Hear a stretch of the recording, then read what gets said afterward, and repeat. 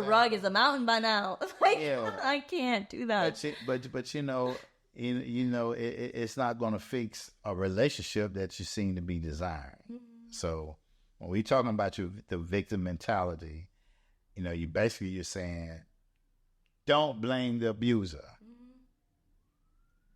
And it goes back to the circumstance was the abuser, like it was his choice and it was your choice.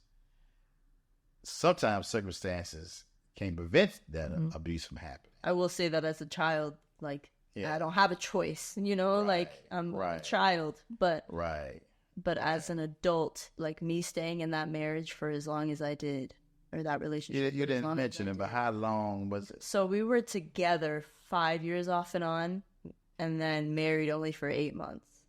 Ooh. But in that marriage, I think tying the knot was just like, oh, this is what I'm really signing up for. Yeah, no.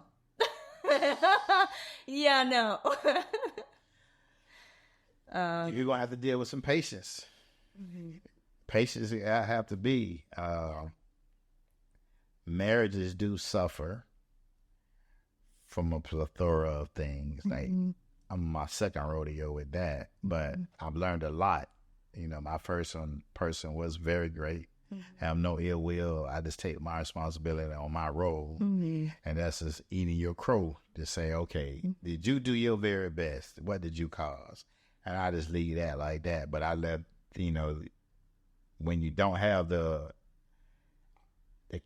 counseling or being able to talk, you have to handle it yourself. I chose to handle it by myself. Me and my God, we deal with it. It is what it is. I offer this and that, and keep it moving. But you learn from your situations. So before we close out, what is the biggest thing that you've taken from these very negative trauma experiences that you have that have made you much stronger with your self-inventory of having my self-healing, you building up your self-esteem that at one point was kind of pushed down. I heard you mention the sports, that you played the sports. You wasn't even good at it, but you were just like, it's just an outlet. It's like less time at home, I guess. Different people. I always, like, from a very young age, never wanted to be at home. Like, I would leave school. Middle school started at 9:15. I'd be out of the house by 7.